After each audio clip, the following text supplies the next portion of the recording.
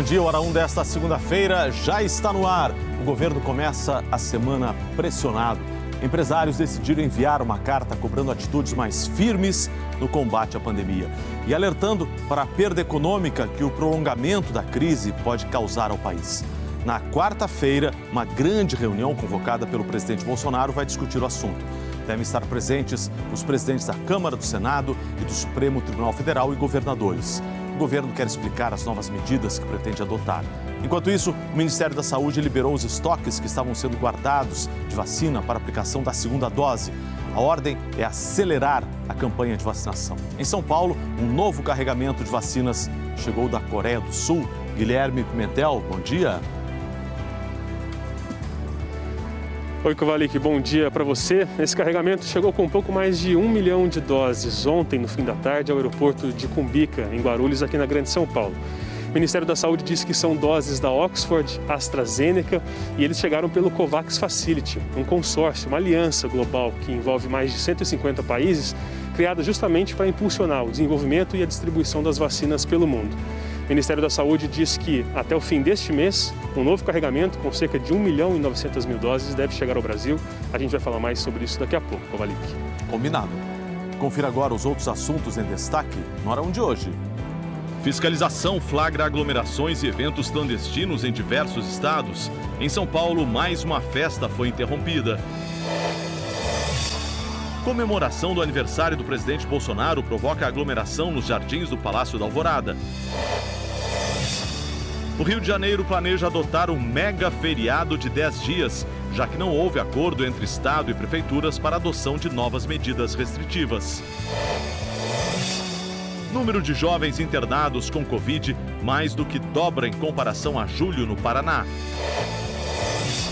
Festa da primavera na Flórida termina em confronto com a polícia.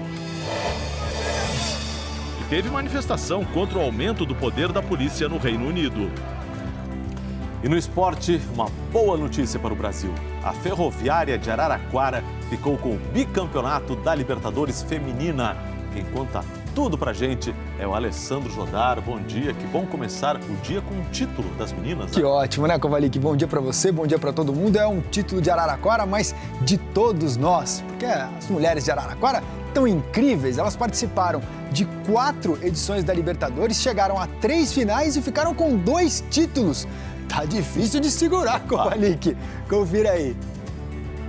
A final foi contra o América de Cali e a Ferroviária marcou logo aos 6 minutos de jogo. O time colombiano até empatou, mas um pênalti a favor do time de Araraquara garantiu o título. No Campeonato Carioca teve clássico. Vasco e Botafogo ficaram no empate. Em Minas também teve clássico e o Coelho derrotou a Raposa.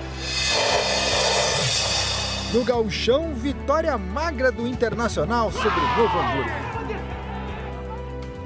E esta é a primeira segunda-feira do outono, mas o verão ainda manda lembranças. Não é mesmo, Jaqueline Brasil? Sim, bom dia. Coba, bom dia.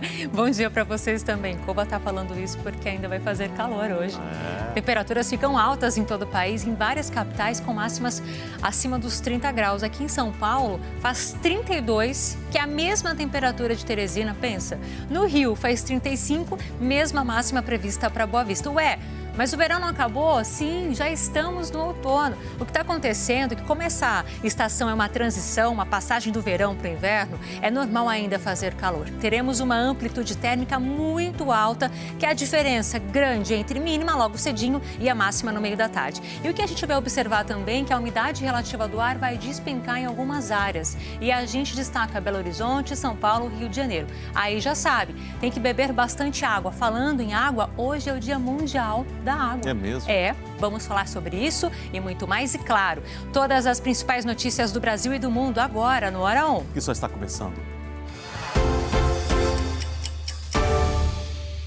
O Ministério da Saúde mudou a orientação para estados e municípios e liberou o uso de todo o estoque de vacina contra a Covid para a primeira dose. No mesmo dia, o Brasil recebeu o primeiro lote de vacina do consórcio COVAX Facility, ligado à Organização Mundial da Saúde. O reforço para a vacinação contra a Covid chegou no fim da tarde no aeroporto de Guarulhos. 1 milhão de doses da vacina da AstraZeneca produzidas na Coreia do Sul. É o primeiro lote que veio do consórcio internacional COVAX Facility, uma aliança de vários países coordenada pela Organização Mundial da Saúde. Ainda este mês, o consórcio deve mandar mais 1.900.000 doses. Os estados começaram a receber 5 milhões de doses da Coronavac e da AstraZeneca, produzidas aqui no Brasil. E agora a orientação do Ministério da Saúde é para que todo o estoque, inclusive o que estava guardado nos municípios para a aplicação da dose de reforço, seja usado na primeira dose.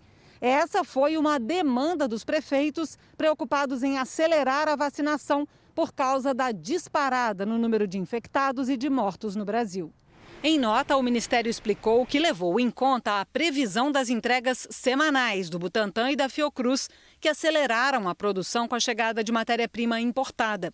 A expectativa do Ministério é dobrar a aplicação de doses esta semana. A pneumologista Margarete Dalcomo considera a medida correta para esse momento gravíssimo da epidemia no Brasil, mas faz um alerta. Ela exige, sem dúvida nenhuma, a certeza de que ambos os órgãos, Fiocruz e Butantan, entregarão as doses para que as segundas doses não sofram nenhum atraso, considerando que ambas as vacinas precisam ter aplicação em 2 doses necessariamente, porque assim elas foram estudadas, assim elas foram testadas. O Instituto Serum da Índia informou a Fiocruz que deve atrasar as próximas entregas de vacinas prontas. O Brasil comprou 12 milhões de doses do Instituto e recebeu até agora só 4 milhões. Mas a Fiocruz informou que esse atraso não vai impactar as entregas para o Ministério da Saúde, porque a fundação não estava contando com essas doses no cronograma. Além das vacinas, governos estaduais e municipais passaram a semana cobrando do governo garantias de abastecimento dos medicamentos para intubação de pacientes com Covid. O governo pediu ajuda a outros países para conseguir importar esses medicamentos. De acordo com reportagem do jornal Folha de São Paulo, diplomatas brasileiros em embaixadas e consulados no exterior receberam mensagem do Itamaraty pedindo para tentarem obter fornecimento com máxima urgência de uma série de medicamentos do chamado kit intubação. E quem deve decidir sobre as medidas de isolamento? O Estado, o município, os dois juntos? No Rio Grande do Sul, essa dúvida foi parar na Justiça, só que o problema está longe de acabar. Isso porque uma instância decidiu uma coisa, depois a Justiça decidiu outra. Afinal, o que está valendo? Quem vai explicar isso para a gente é o Alfredo Pereira, em Porto Alegre. Bom dia, Alfredo. O que está valendo, Alfredo? Bom dia, Kovalik, e a todos os que nos acompanham aqui no Hora 1. Agora o governo do estado está permitido a compartilhar a gestão da pandemia com todas as prefeituras espalhadas pelo Rio Grande do Sul. Na sexta-feira, sindicatos entraram na justiça e derrubaram essa decisão. Mas no sábado, o governo do estado conseguiu derrubar a liminar porque entrou com um recurso. O fato é que, durante toda esta semana, o estado está novamente sob a bandeira preta e entre 8 horas da noite e 5 horas da manhã é proibido o funcionamento de atividades consideradas não essenciais. Mas a gestão compartilhada com as prefeituras pode valer e as prefeituras que enviarem, então, o seu pedido e mostrando os protocolos que vão ser adotados, aí passa por uma aprovação do governo do estado e podem funcionar com o seu decreto. Esse decreto ele pode ser imediatamente uma bandeira inferior à que está posta no momento. Agora, é bandeira preta, então pode valer uma bandeira vermelha. E aí, o que significa? Restaurantes, bares e lancherias podem atender presencialmente até às 6 horas da tarde. Depois, até às 8 horas, pode no sistema de pegue e leve, mas a partir desse horário só é permitida a teleentrega, assim como para todas as outras atividades que foram consideradas não essenciais. As atividades essenciais, como serviços de saúde, as farmácias, podem funcionar sem limite de restrição de horário. Os supermercados, que podiam atender até às 8 horas da noite, podem ficar abertos até às 10 horas da noite. Os restaurantes, eles não vão poder ter, por exemplo, música ao vivo. E quando podem atender presencialmente, a ocupação máxima é de 25%. A ocupação nas faixas de areia, parques e praças não está permitida. Só é permitida a circulação. Kovalik, eu volto com você até o estúdio e, para encerrar, digo que Porto Alegre já está autorizado a começar essas medidas da bandeira vermelha a partir de hoje. Tá certo, obrigado por tentar esclarecer para a gente, porque realmente fica muito difícil, não só lá no Rio Grande do Sul, mas no Brasil inteiro, seguir as regras quando você não sabe quem é que determina as regras. De uma hora vale uma, outra hora vale outra coisa. É bem complicado isso. Obrigado pelas informações, até mais. Estados e municípios têm relatado, desde o início da pandemia, a falta de profissionais de saúde para atuar na linha de frente do combate ao novo coronavírus. Minas Gerais é um desses casos. Foram lançados 3 editais para a contratação de médicos, enfermeiros e fisioterapeutas, só que está difícil preencher as vagas. E aí fazer o quê? O repórter Wagner Tolendato, ao vivo de Belo Horizonte, conta pra gente. Bom dia, Wagner. O que faz numa situação dessas? Situação complicada, né, Kovalik? Bom dia para você e também para todo mundo que está com a gente aqui no Hora 1. Olha só, só para a gente ter uma ideia, o governo está ampliando essa divulgação de vagas para tentar conseguir esses profissionais. Dos 74 chamamentos feitos pela Fundação Hospitalar do Estado de Minas Gerais, a FHEMIG, em 14 não foram encontrados profissionais para se candidatarem a essas vagas. O governo do estado, Romeu Zema, do Novo, disse que o estado tem estrutura para ampliar esse atendimento da saúde, só que nesse momento não tem profissionais. A dificuldade em encontrar aí trabalhadores da saúde para atuarem em casos mais complicados e também para gerenciar, coordenar as equipes de UTI. O secretário estadual de saúde disse que o estado chegou no seu limite. Tem estrutura física, mas não tem trabalhadores da saúde. Ele afirmou que vai continuar trabalhando na ampliação de leitos e também dando todo o suporte e amparo com relação à pandemia. 3 hospitais aqui em Belo Horizonte estão com processo seletivo em aberto. Olha só no Hospital Metropolitano, Dr. Célio de Castro, são 80 vagas para médicos, enfermeiros, técnicos em enfermagens, fisioterapeutas. No Hospital Metropolitano Odilon Berens, são 9 processos seletivos. E um hospital da rede particular também está enfrentando dificuldade para encontrar profissionais para trabalharem na linha de frente. Lá são mais de 300 novas oportunidades. Em muitas dessas vagas, essa contratação é imediata. E aí, para ter informações sobre salário e também como se candidatar, é só a pessoa acessar o Diário Oficial de Belo Horizonte. Agora, durante a onda roxa, que está Belo Horizonte e também 853 municípios do estado, o governo autoriza o funcionamento de templos religiosos, missas, celebrações, desde que esses locais sigam medidas sanitárias. Mas aqui em Belo Horizonte está proibido qualquer atividade religiosa. E nesse final de semana nós registramos alguns locais funcionando, alguns fiéis sem máscara, uns bem perto dos outros. Vamos ver na reportagem. Nessa igreja evangélica no centro de Belo Horizonte, portas fechadas e nenhuma movimentação. Aqui as reuniões acontecem de forma online. Quando tem algum atendimento na pastoral, a igreja garante que segue todos os protocolos, como álcool, máscara e distanciamento. Na igreja de São José, que também fica no centro, as missas são pela internet e a visitação de fiéis está suspensa. Qualquer tipo de culto está proibido por causa do avanço da Covid na capital. Já o governo de Minas permite que igrejas e centros façam reuniões desde que sigam as normas sanitárias, mesmo na onda roxa. Estamos num gesto de cooperação com as orientações da prefeitura, seguindo as normas sanitárias, bem como as prescrições contidas no documento que a própria arquidiocese fez chegar a todas as comunidades de fé. Só que nem todos os templos religiosos respeitam as normas da prefeitura. Nessa igreja evangélica no bairro Nova Sintra, região oeste, flagramos vários fiéis chegando. Com o passar do tempo, a entrada de pessoas é constante. Homens, mulheres, crianças e até idosos. No bairro Palmares, região Nordeste, a quantidade de carros estacionados em uma das ruas chama a atenção. Muitos desses veículos são de fiéis que estavam reunidos neste ponto de peregrinação, conhecido como Monte Sinai.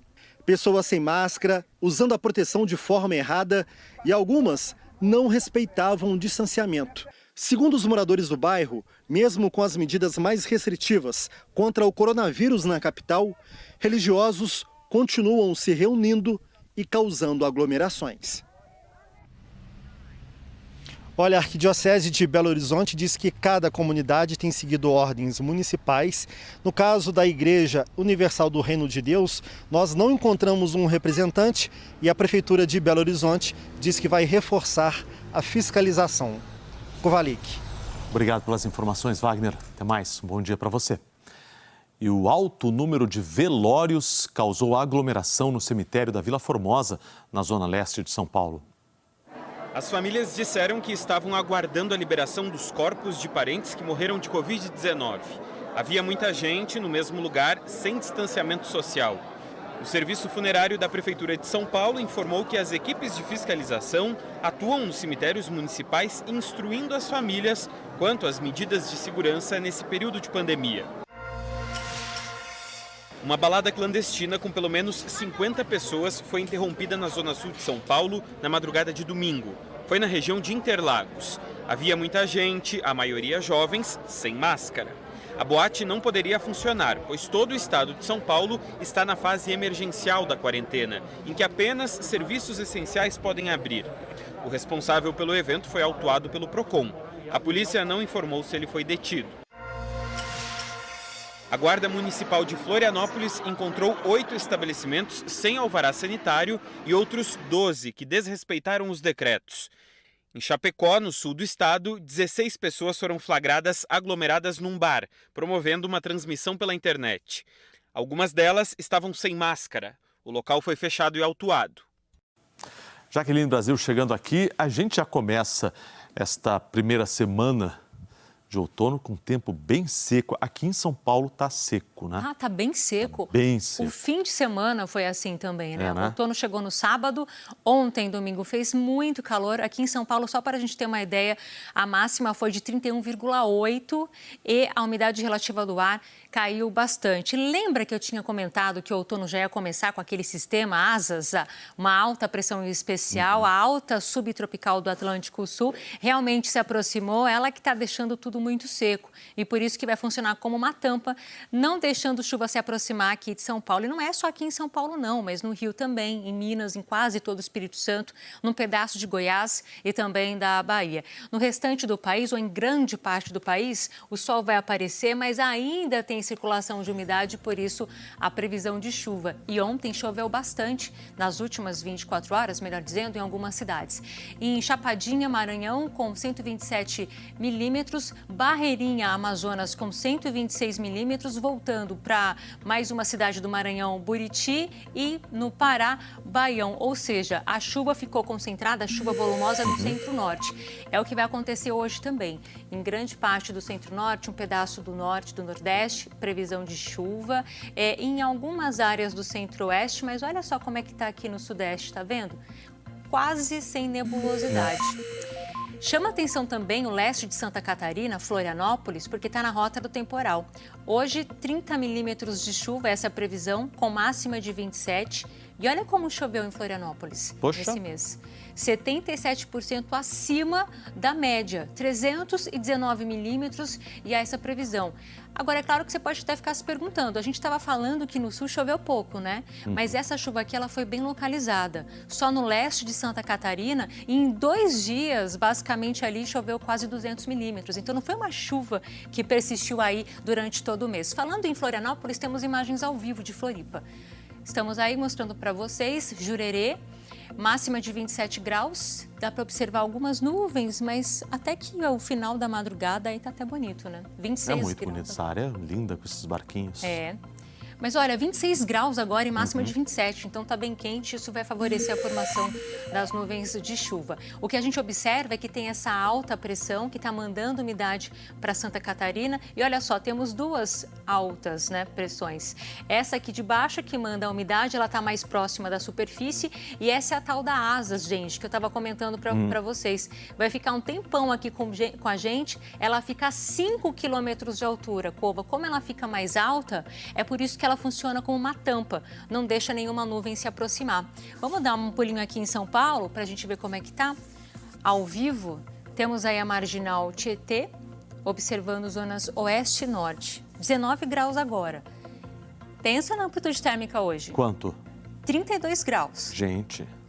Começando 19 graus agora e subindo para 32 graus, não chove. Quem está no Rio de Janeiro, também no Espírito Santo e Minas Gerais, em toda essa área em amarelo, não há previsão de chuva. O risco de temporal hoje, além do leste de Santa Catarina, está nessa região aqui, do Acre, passando pelo Amazonas, Pará, Amapá e também Maranhão, Piauí e Ceará. E adivinha por quê, Cova? Zecite, zona de convergência intertropical, que ainda vai ficar aqui com a gente, mas daqui a pouco vai começar já a se distanciar. As mínimas hoje aqui, 20 em Porto Alegre, mesma do Rio, 18 aqui em São Paulo, vai cair mais 1 grau, hein? 19 para quem está em Goiânia, 23 em Cuiabá, mais quente, 24 em Macapá e também em São Luís. Dando uma olhada nas máximas, 35 no Rio e em Boa Vista, capitais mais quentes hoje no país, 34 em Campo Grande, mais quente do que Cuiabá com 33, 31 em Vitória, 30 em Salvador, 31 ali em Natal e 28 em Rio Branco. Nossa próxima conversa, vou falar mais sobre esse calorão e será que ele vai continuar nessa semana toda? Daqui a pouco eu conto. Será? Vamos ver. Olha, o jornalismo da TV Globo teve acesso com exclusividade ao apartamento no Rio de Janeiro, onde um menino de 4 anos morreu de morte de forma misteriosa no dia 8 de março. A autópsia mostrou que Henri sofreu lesões graves no corpo. Nós mostramos esse caso aqui no Hora 1, lembra? Segundo a avaliação de peritos, essas lesões foram resultado de uma ação violenta. Mas a mãe e o padrasto da criança, o vereador Dr. Jairinho, do Solidariedade, negam qualquer agressão e levantam a hipótese de que a criança possa ter caído da cama. Cuidado, cuidado. Oi, papai. Que saudade, bom dia. A voz é do menino Henri. Eu não consigo dormir, eu tenho acordado chorando, acordo chorando, me pego chorando durante o dia. Uma criança de 4 anos, saudável, filho de pais separados, que se preocupavam com o menino. No sábado, 6 de março, a mãe, a professora Monique, deixa o Henri com o pai, o engenheiro Leniel. Pouco depois, ela envia uma mensagem para o ex-marido e o chama de Lê. Explica que o menino estava fazendo natação, escolinha de futebol e judô e avisa que ela pensava em matricular o filho também no teatro para aprender a verbalizar o que sente. O pai responde: tudo ótimo, acho muito legal.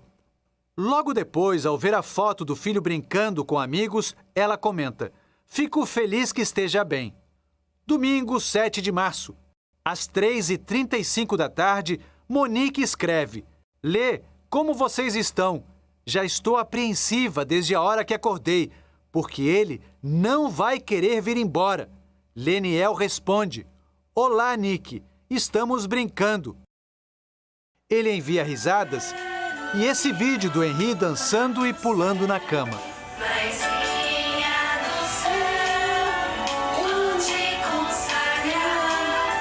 Leniel parece tentar animar a ex-mulher. Vai querer sim, tenho conversado com ele que tem escola, futebol, mamãe com saudade. Leniel e Monique então combinam a hora de o menino voltar para casa da mãe. E ela escreve: só não aguento o choro para não vir. Me desestabiliza totalmente. Fico muito, muito triste. Por que o Henri não gostava daquele condomínio? Eu acho que ele não era questão do condomínio, mas na minha cabeça naquele momento era aquele do processo de separação, um novo lar, um novo ambiente, com um padrasto. Em outubro do ano passado, Monique Medeiros começou a namorar Jairo Souza Santos, vereador carioca, conhecido como o Dr. Jairinho do Solidariedade. Ele é médico, mas nunca exerceu a profissão. Em janeiro, ela saiu da escola onde era diretora para ocupar um cargo no Tribunal de Contas do município. Na última quarta-feira, o casal prestou depoimento à polícia durante 12 horas como testemunhas. Eles não são oficialmente considerados suspeitos. Monique confirmou que no domingo à noite o Henri não queria voltar para casa, nesse condomínio onde ela mora com o doutor Jairinho.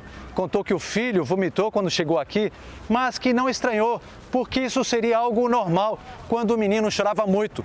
Disse ainda que tentou tranquilizá-lo e que veio com ele até essa padaria, que fica a poucos metros do condomínio. Você associa essa resistência dele de alguma forma ao que aconteceu? Sim, estava muito estranho. Os investigadores estão analisando imagens das câmeras de segurança para saber o que aconteceu entre o momento em que o menino chegou ao condomínio e o ingresso dele, já sem vida, neste hospital da Barra da Tijuca.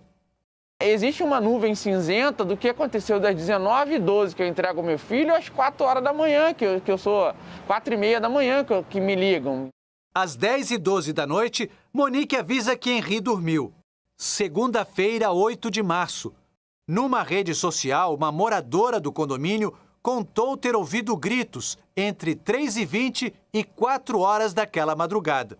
O boletim de atendimento médico do hospital, onde o menino chegou às 3h50, informa que Monique e doutor Jairinho disseram ter ouvido um barulho emitido pela criança e se levantaram para ver.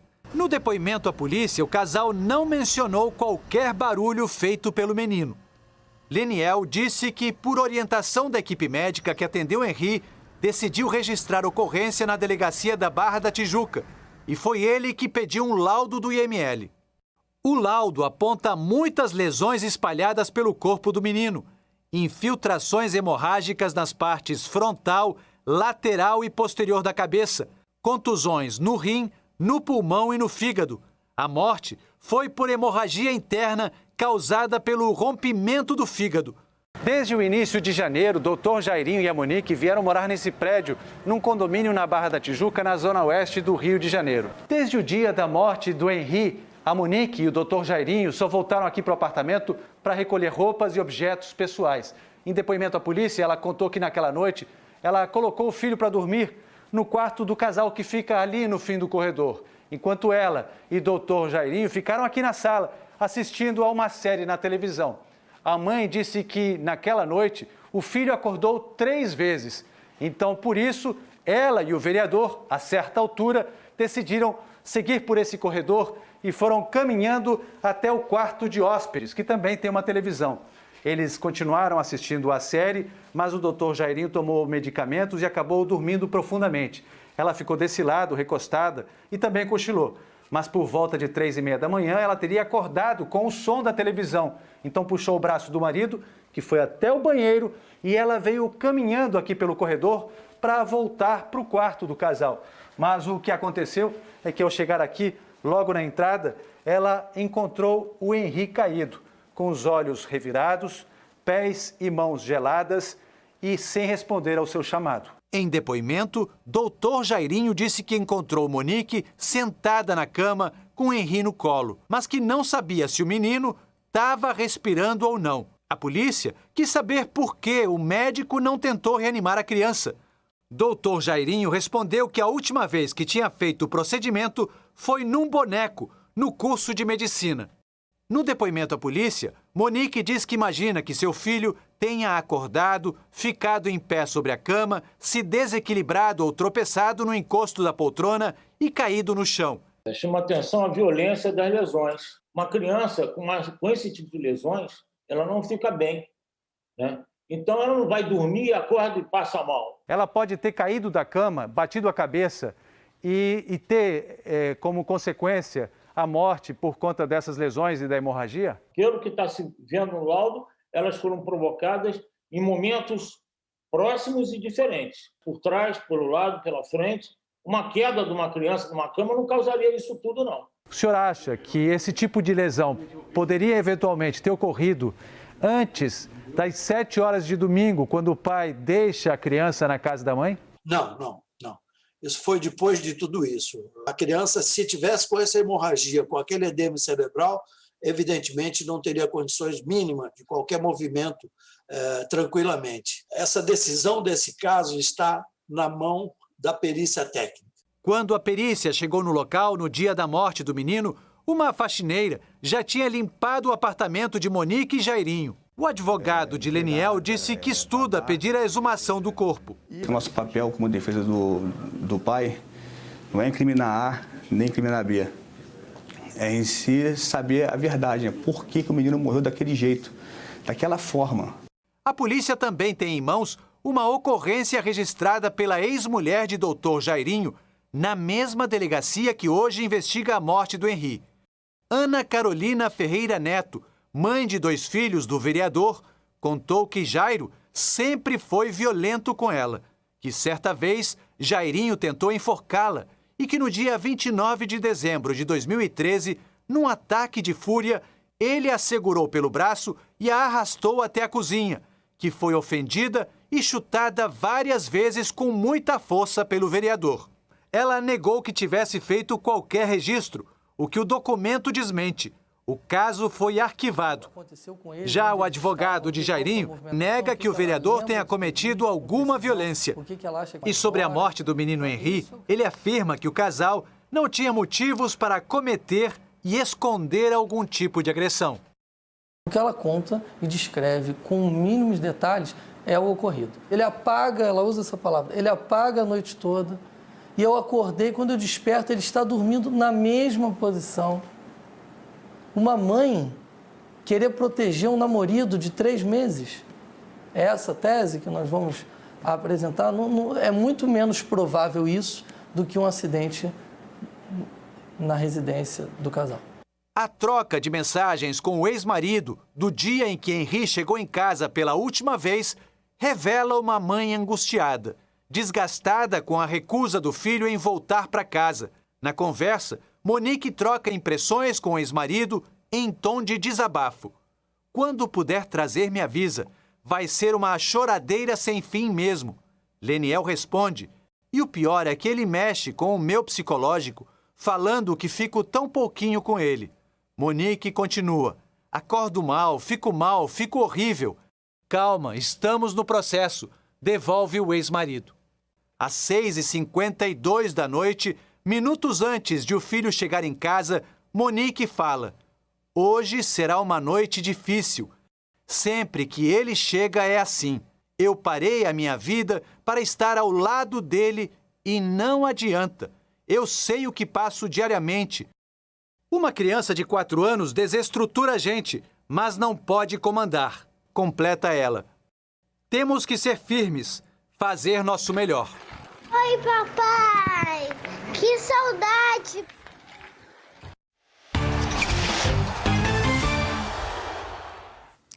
Jodar chegando aqui, bom dia. Bom Agora dia, vamos dar uma... Sempre a gente está começando notícias muito duras do jornal, porque a realidade tem sido dura. Mas ainda bem que tem você aqui para mostrar um pouquinho de alegria e leveza. É verdade. Essa é a sua parte, sua missão. Vamos nessa, vamos tentar. Bom dia para todo mundo. A gente vai começar lá no Rio de Janeiro, como o Kovalik falou, nada tá fácil, a situação lá, como em todo o Brasil, complicada por causa da pandemia, mas o futebol ainda não parou e nesse domingo a gente teve um clássico de muita tradição, mas que no Campeonato Brasileiro vai acontecer na Série B.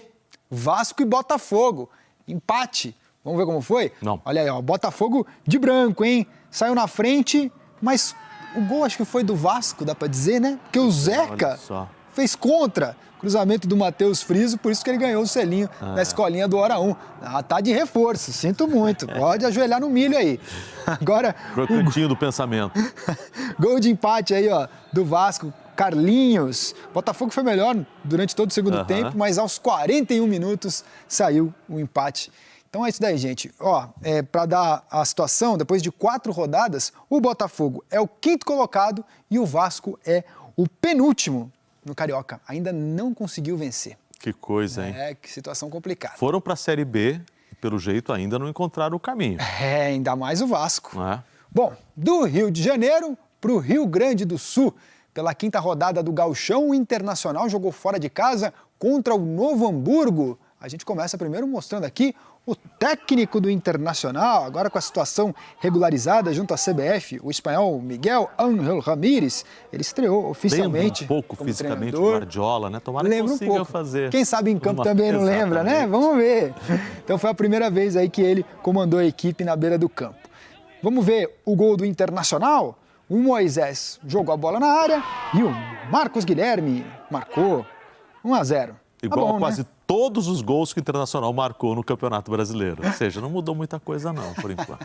O Inter que lidera o Gauchão, o Novo Hamburgo é o lanterna. Em Minas Gerais, o futebol para a partir de hoje, ainda sem data definida para o retorno. E pela quinta rodada, o Cruzeiro entrou em campo num clássico contra o América. E deu coelho. O Cruzeiro perdeu. O coelho tá bem, né? Tá bem demais, bem demais. Tá... Olha só. O Joseph, aos 34 minutos do primeiro tempo, fez o gol. Será que estava impedido, hein? Vamos ver. Os cruzeirenses reclamaram bastante, viu? Mas bate ali no jogador, isso aí muda alguma coisa. Mas eu acho que estava impedido, viu? Não, impedido, ele estava à frente, isso não resta dúvida. Vamos ver agora, então, o pênalti cometido no finalzinho do jogo. O Eduardo Brock perdeu a bola, derrubou o Léo Passos, e aí... Que isso? O Léo Passos perdeu o pênalti. Se ele queria acertar aquela bola ali, ó, ele mandou bem, mas eu não sei não. Rapaz, acho que ele queria fazer o gol. Naquela bola não acertava.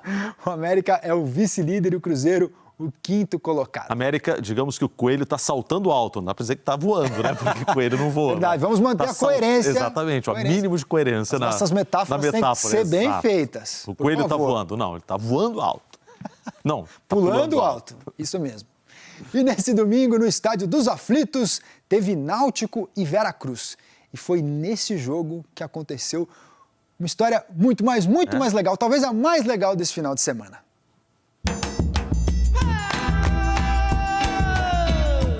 O encontro entre Náutico e Veracruz foi bem movimentado, cheio de gols e gols bonitos. O Eric abriu o placar para o Náutico. O Veracruz empatou no segundo tempo com um belo gol de Everton Bala. Mas o Náutico fez mais dois. Giovani de cabeça e o Brian marcou no finalzinho. Outra bonita finalização. 3-1 Náutico, líder do Pernambucano. Mas o golaço do domingo nos Aflitos foi desse cara aí. Percebendo que um quero-quero botou um ovo dentro do campo, o árbitro Michelangelo Martins de Almeida Júnior parou a partida para tirar o ovo do gramado e colocá-lo do lado de fora. A gente viu lá e decidiu tirar o ovinho aí, porque senão o pessoal ia pisar nele e não sobrar nada. Após a partida, o árbitro Michelangelo levou o ovo de volta para o lugar. Esperar nascer agora. Que história, hein? Michelangelo tem nome de artista, mas aí foi demais, né? Exatamente, foi corajoso, porque o quero fica furioso quando você vai mexer no ovo dele. É por isso que ele dá aqueles voos rasantes e quer atacar, né? Já fugi de quero-quero já nessa situação. Já. Opa, um dia você vai... O que você estava fazendo para fugir? Bom, um dia ele conta. É melhor não. Depois eu conto, pode ser. No próximo bloco, quem sabe, que a gente vai falar do futebol europeu, tem gol de brasileiro, Messi, Suárez e também toda a história aí da final da Libertadores, Ferroviária de Araraquara, campeã no futebol feminino, e também o Corinthians, que conquistou o terceiro lugar com goleada. Tudo isso já. Tá certo. Tá bom? E você vai ver depois do intervalo aqui no Hora 1. São Paulo e Rio de Janeiro apostam em mega feriados para tentar conter a transmissão do novo coronavírus. No Paraná, o número de casos de Covid entre jovens dobrou nas últimas semanas. Nos Estados Unidos, a polícia usa de violência para acabar com as aglomerações no feriado da primavera em Miami.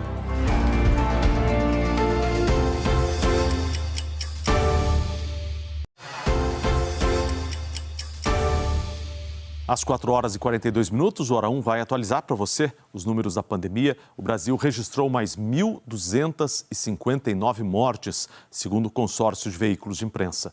Com isso, o total de óbitos passa dos 294 mil. A média móvel diária de mortes nos últimos 7 dias ficou em 2.255, alta de 46% na comparação com 14 dias atrás.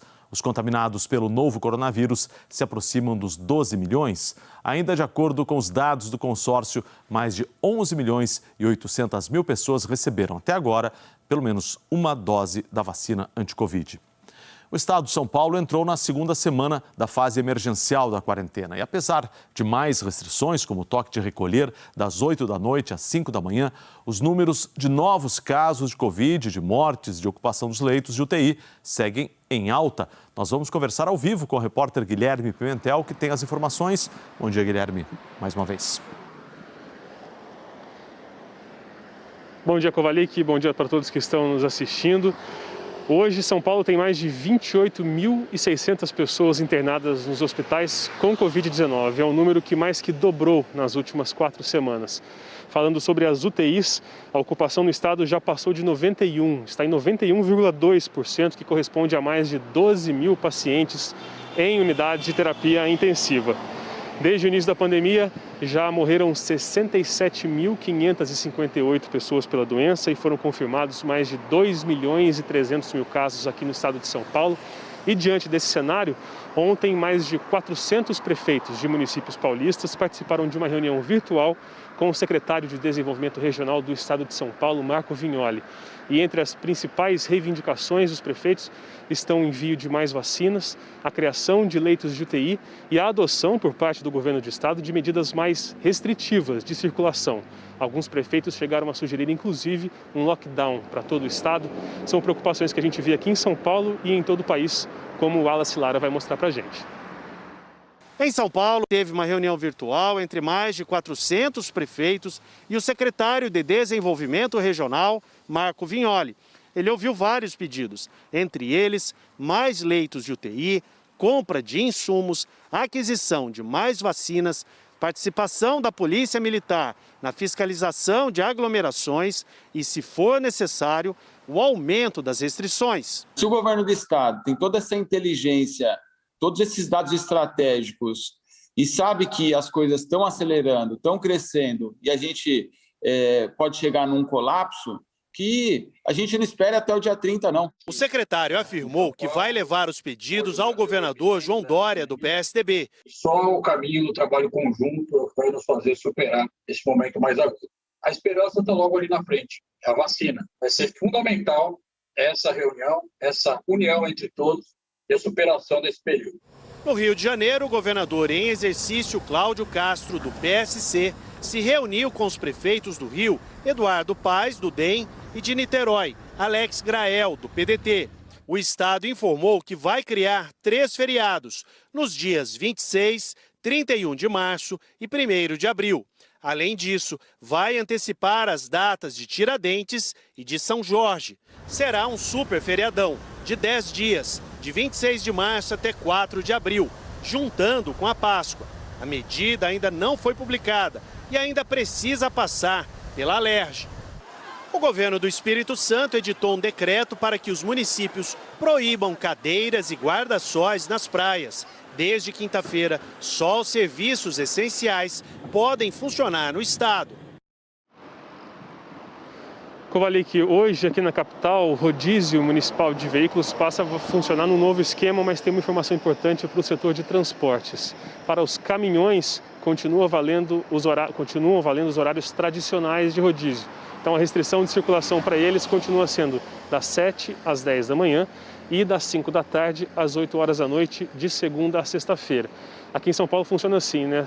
Veículos com placas finais 1 e 2 tem restrição hoje, 3 e 4 amanhã, 5 e 6 na terça-feira, assim sucessivamente até na sexta-feira, quando os veículos com placas final 9 e 0 têm essa restrição de circulação.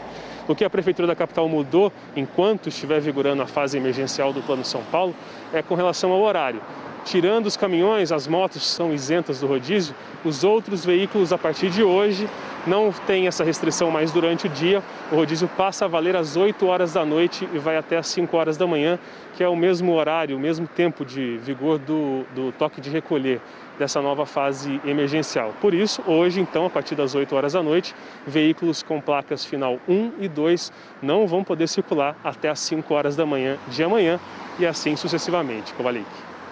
Obrigado pelas informações, principalmente por esse detalhe final, porque é importante lembrar, é meio confuso. Eu confesso que eu mesmo fiquei confuso qual é o dia que eu tenho que deixar meu carro em casa. Então é hoje, ou seja, o primeiro dia começa hoje à noite, né? Não é hoje agora, nesse instante. E vai até às 5 da manhã de amanhã, né? Agora são 4h47, não tem rodízio valendo por enquanto não. Né? Começa a valer esta noite e vai até às 5 horas da manhã para os carros placas 1 e 2 e assim sucessivamente. Obrigado pelas informações e por esses esclarecimentos. Até mais. O caos na saúde levou prefeitos e governadores a adotar medidas ainda mais restritivas no combate à pandemia. No interior de São Paulo, alguns municípios entraram em lockdown. Até serviços essenciais, como supermercados, ficaram fechados para o público.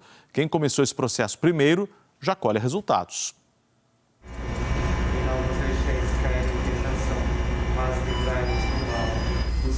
Pai, Filho e Espírito Santo. Esta é a UTI do Hospital das Clínicas de Ribeirão Preto, interior de São Paulo.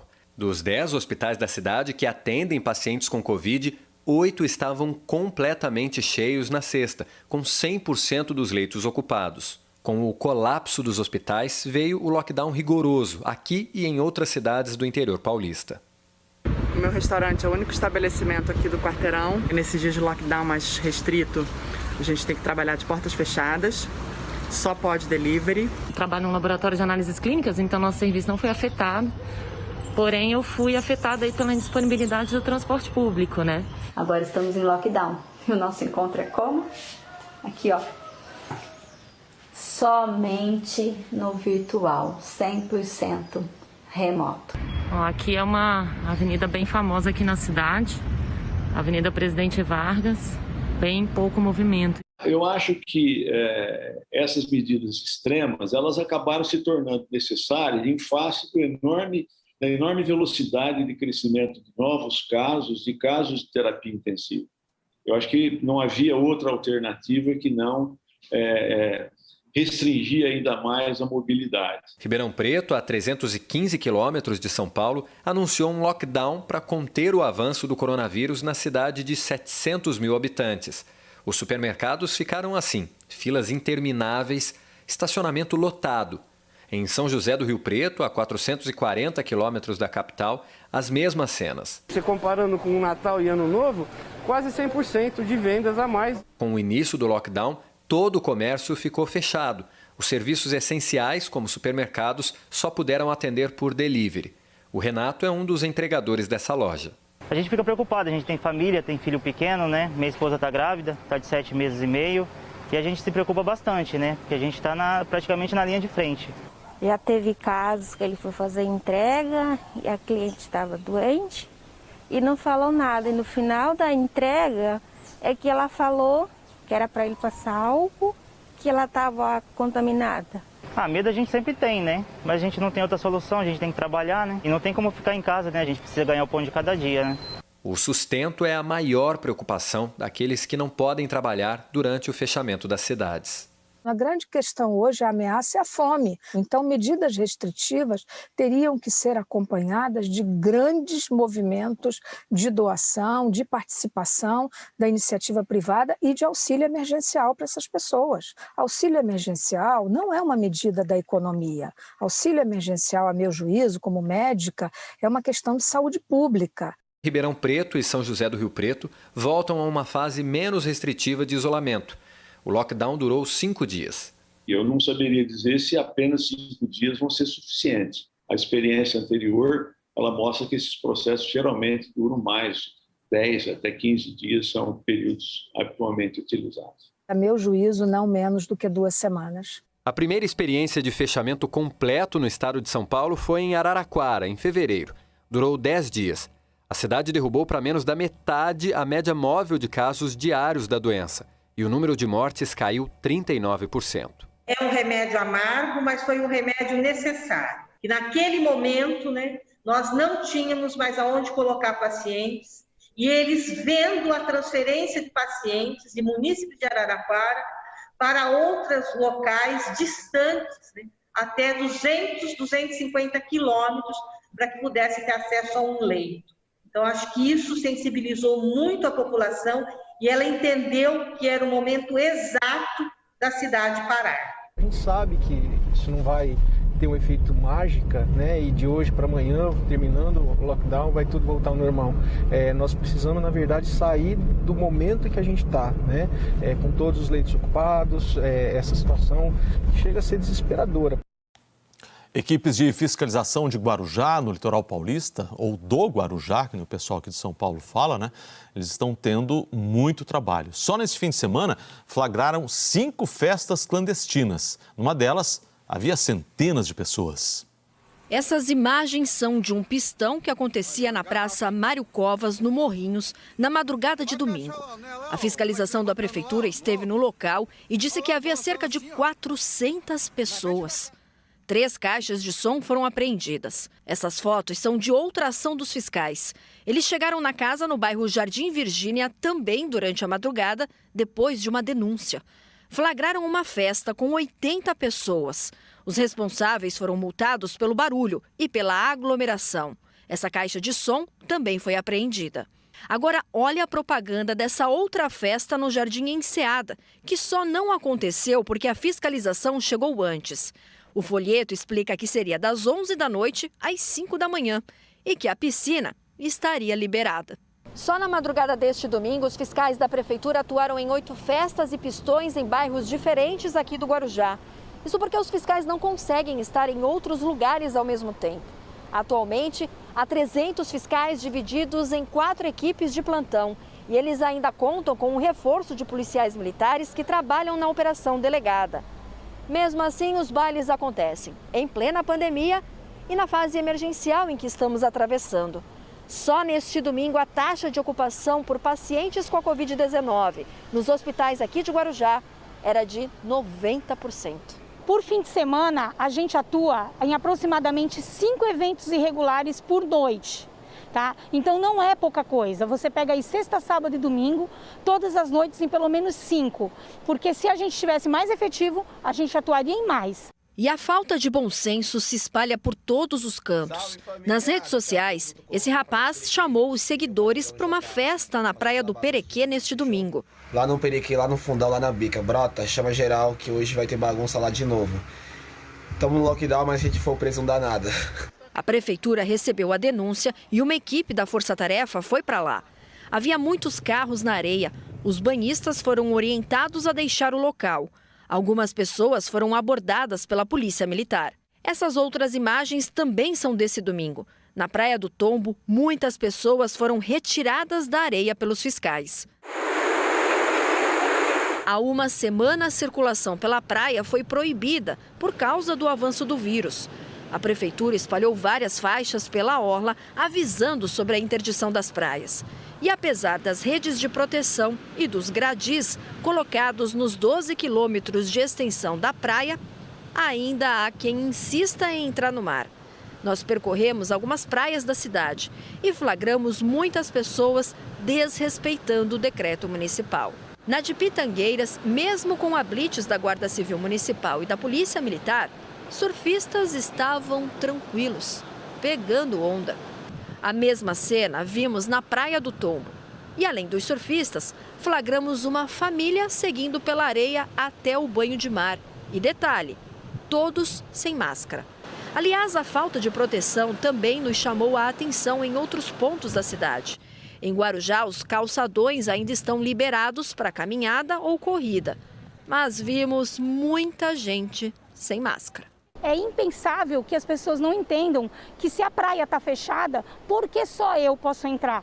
Então falta mesmo esse civismo, né? A gente pede também que o governo do estado colabore conosco, que o governo do estado já fechou a Operação Descida, isso é bacana, mas não é suficiente nesse momento. Esses 10 dias de feriado trarão um ônus para os municípios litorâneos muito grande. A Prefeitura de Guarujá diz que na festa na Praia do Perequê, os agentes apreenderam o equipamento sonoro e multaram o proprietário do veículo por propagar som em alto volume na praia. 3 motocicletas também foram apreendidas. E olha só que notícia preocupante. O número de jovens internados por Covid-19 mais do que dobrou no Paraná em comparação com julho do ano passado. O estado também sofre com a falta de leitos. A ocupação das UTIs passou dos 95%. chegaram ao Paraná os 200 cilindros de oxigênio doados pelo governo do Amazonas ao estado. Eles vieram em um avião da Força Aérea Brasileira, que pousou na tarde de domingo no aeroporto Afonso Pena. A doação foi feita depois que os hospitais alertaram que o estoque de cilindros de oxigênio poderia acabar no estado com o aumento de casos graves de Covid-19. A situação do sistema de saúde de todo o Paraná é crítica. A taxa de ocupação de leitos de UTI Covid chegou a 96% neste domingo. Em Curitiba, mais uma vez, todos os leitos públicos de UTI estavam lotados no domingo. Mais de 300 pessoas estão na fila de espera por um leito, 178 delas precisam de uma UTI. Uma das explicações para a situação caótica da falta de leitos no Paraná é o aumento nas internações de pessoas mais jovens. Esse número mais do que dobrou de julho do ano passado para fevereiro deste ano. Só na faixa etária que vai dos 31 aos 40 anos, o aumento foi de 140%. Neste domingo, o Paraná confirmou mais 2.139 casos de Covid e 53 mortes pela doença. Já em Curitiba, foram 824 novos casos e 38 mortes. A capital segue por pelo menos mais uma semana na bandeira vermelha, onde apenas serviços considerados essenciais podem funcionar. A novidade é que um decreto estadual determinou as mesmas regras para cidades da região metropolitana para tentar reduzir a circulação de pessoas entre os municípios. O governo do Ceará prorrogou o decreto de isolamento social rígido até o próximo domingo. É mais uma tentativa de reduzir o avanço de casos de Covid. O repórter Alisson Ferreira, ao vivo de Fortaleza, tem as informações. Bom dia, Alisson. Oi, Cavalique, bom dia para você, bom dia a todos. Pois é, o decreto que estava em vigor, ele terminaria no domingo, mas antes disso, o governador Camilo Santana, aqui do estado do Ceará, ele resolveu esticar essas determinações, por entender realmente que a situação está bastante complicada e pode ser uma maneira de evitar essa contaminação. Agora, esse lockdown nos 184 municípios, ele deve ir até o próximo domingo, funcionando apenas aqueles serviços essenciais, como unidades de saúde, casas lotéricas, locais como padarias e outros pontos que distribuem alimentação, mas sem receber esses clientes ali para sentar e comer, para tomar um café da manhã, por exemplo. Outros serviços também foram adicionados nesse novo decreto, como é o caso das clínicas de psicologia e também aquelas clínicas que lidam com as pessoas com algum tipo de dependência. Essas novas determinações estão seguindo até o próximo domingo. A situação no estado do Ceará é realmente complicada. Atualizei nesta madrugada como é que estão os números, principalmente de leitos para unidades de terapia intensiva e também de enfermarias. Só de leitos de UTIs, a gente está com a taxa de ocupação de 91,6% em todo o estado. E a taxa de leitos de enfermaria para 80,58%, também se aproximando aí dos 90%. E essa situação acaba se aproximando de um colapso. Estava olhando a lista de hospitais e unidades de saúde que oferecem as unidades de terapia intensiva, pelo menos 20 dessas unidades, nessa madrugada, estavam com a taxa de 100% de ocupação para UTIs específicas para a Covid-19 e por isso vem trazendo uma grande preocupação tanto na rede pública como também na rede privada.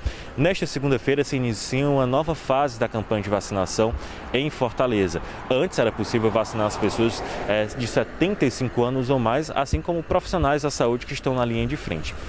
Essa nova fase que se inicia nesta segunda-feira, agora adiciona aqueles idosos com 74 anos ou mais. Segundo o prefeito de Fortaleza, José Sarto, essa etapa precisa realmente acontecer aos poucos, de acordo com a chegada das vacinas que estão chegando por aqui. A gente também fala sobre um caso de desrespeito que aconteceu na noite desse domingo por volta das 11h20. 30 pessoas estavam aglomerando em uma festa. A polícia foi lá e mandou todo mundo para a delegacia. Cavalique. Obrigado, Alisson. Mas eu gostaria de destacar o fato da idade ir caindo, né? Tomara que vá caindo a ponto de daqui a um pouco a gente não precisar mais usar a palavra idoso, daqui a pouco, né? Os adultos, né? Enfim, qualquer outra palavra que a gente possa usar, que realmente a vacina vá chegando para todas as faixas etárias. Obrigado pelas informações. Até mais. Jaqueline Brasil, ansiosa para chegar a sua vez na fila? Nossa, total. É por isso que você já está com o braço assim, já é só levantar aqui, pá, Estava aqui já esperando a frase que você falou, até o que falar, até assim, quem esqueceu de tomar, vem para cá, vem, ainda tem. Tomara que chegue logo. Mas vamos lá, hoje vai ser um dia quente, né? Verão acabou, mas não quer ir embora. Como é que é isso? Não, é porque, na verdade, é a transição do verão para o inverno. Então, é comum na primeira parte do outono a gente ainda ficar com as temperaturas bem altas. Aí, na metade em diante, vai ficar com a carinha mais de inverno, temperaturas um pouco mais baixas. Conforme for passando semana a semana, a gente vai observar que as manhãs vão ficar mais geladas. Não é o caso de hoje, porque hoje ainda está abafado. Aí, no meio da tarde, aquele sol mais gostoso, temperatura subindo mais e a umidade relativa do ar despencando. Por enquanto, calorão, e fez muito calor, inclusive, ontem em algumas cidades, bem acima dos 30 graus, e Vinhema, Mato Grosso do Sul, com 35,8. Que coisa. Não é hora de guardar o ventilador ainda, gente. Ainda não. Rio Segura Brilhante, um pouquinho mais. Maranhão, com 35,7. Água Clara, Mato Grosso do Sul, com 35,2. E Três Lagoas, Mato Grosso do Sul, com 35 graus. Hoje, temperaturas vão ficar altas também. E a gente está ali quase, né, na reta final de março. Como tá voando, né? Nossa. Quase acabando. Um terço do ano. Exatamente. Peraí. Um quarto do ano, fiz a conta errada. Um quarto do ano já está acabando. Um quarto. Então, a gente já traz aqui para vocês um levantamento de como a temperatura se comportou em algumas capitais e fez mais calor mesmo. Em Porto Alegre, 1 grau acima em relação à média. Aqui em São Paulo também, assim como Vitória. Isso não quer dizer que em todos os dias a gente teve muito calor. É uma média que é feita em relação aí à média. E por causa disso, a gente também teve uma concentração bem mais baixa de chuva, por isso que o sol apareceu mais. Contrário do que aconteceu em outras capitais, onde ficou abaixo da média. Cuiabá, e eu toda hora falava, lembra? Cuiabá voltando ao normal, temperatura um pouco mais baixa, e realmente ficou com a temperatura abaixo da média. Em Manaus, a mesma situação, e em Palmas também. E foi exatamente onde choveu mais, em parte do norte até o centro-oeste. Eu chamo a atenção para centro-oeste, que bom que choveu um pouco mais no centro-oeste, porque a gente sabe que a partir de agora vai começar o período seco, vamos falar bastante sobre, infelizmente, as queimadas. Hoje, a umidade relativa do ar vai despencar, exatamente onde não há previsão de tanta chuva assim, ou nada de chuva, lá em cima em Roraima, no interior do Nordeste, parte do Sudeste e também do Centro-Oeste. No caso do miolo do país, pegando parte do Centro-Oeste, mas principalmente o Sudeste, é a ASAS, a alta subtropical do Atlântico Sul, que vai fazer parte nos próximos dias daí, vamos falar bastante sobre ela. Ela forma uma tampa, não deixa a nuvem de chuva se aproximar, por isso que a temperatura fica alta e a umidade cai. Onde? Em Belo Horizonte, 31 de máxima, São Paulo, 32 e Rio de Janeiro, 35. Mas, Jaque, é preocupante essa área aqui do país, que a gente acompanha muito aqui no Hora 1, a questão das queimadas aqui no Pantanal, né? Claro que então, é uma tendência, a partir de agora, essa área aqui ficar mais seca? Sim, é uma tendência. Agora, no outono, é isso que vai acontecer. E o que chama a atenção é que, por exemplo, hoje tem possibilidade de chuva em Mato Grosso do Sul. Mas mesmo com essa chance de chuva, que já vai ser bem pontual, antes disso, o tempo fica muito seco. É por isso que está na área de umidade relativamente baixa. Então, a partir de agora, essa chuva pontual, ela vai começar a se distanciar mais ainda. E é agora que toda a água que ficou disponível no solo vai começar a secar. Então, a gente está falando disso em relação ao clima, mas tem o fator humano também. Então, juntando esses dois fatores, o risco de aumentar aí o número de queimadas realmente existe. Por isso, vamos cuidar aí, gente. Você que mora nessa região, aliás, no Brasil inteiro. Vamos cuidar, né? Sim, até porque o outono promete ser mais seco mesmo em praticamente todo o país. Onde chove hoje, risco de temporal em Santa Catarina e em parte do centro-norte. Destaque para Acre, Amazonas, Pará, Amapá e até no Nordeste também, quem está no Maranhão. A gente vai acompanhar atenciosamente esses pontos de chuva. Começando a chover, a gente conta. Falando chuva, tem a ver com água. Próximo bloco, Dia Mundial da Água. Daqui a pouco. Fique ligado, hein?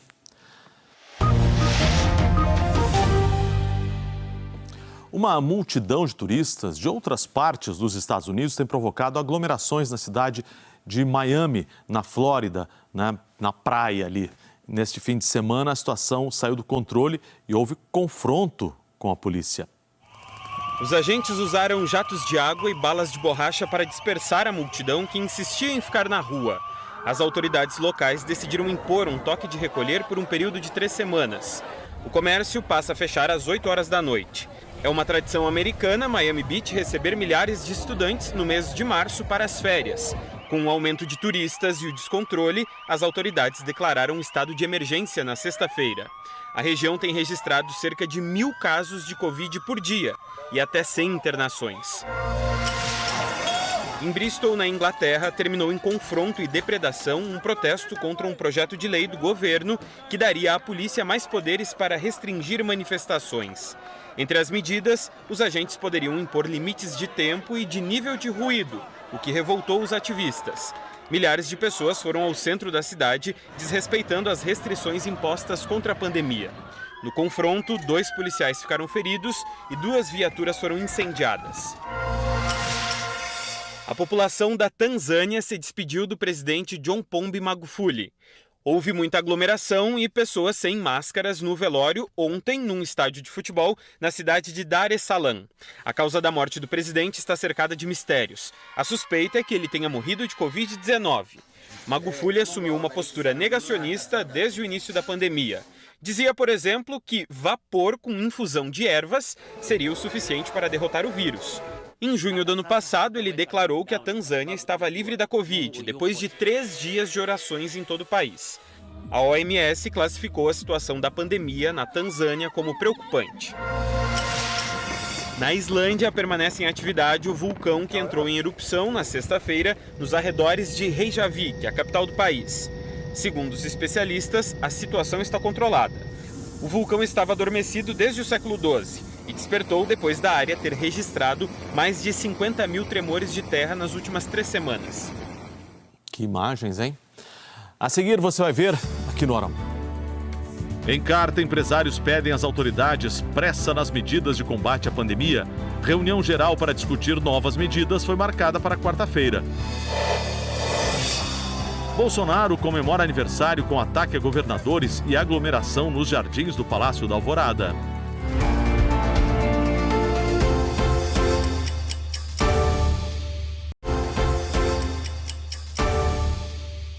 Hora de volta, às 5 horas e 13 minutos, centenas de banqueiros e economistas divulgaram uma carta aberta à sociedade pedindo medidas de combate à pandemia.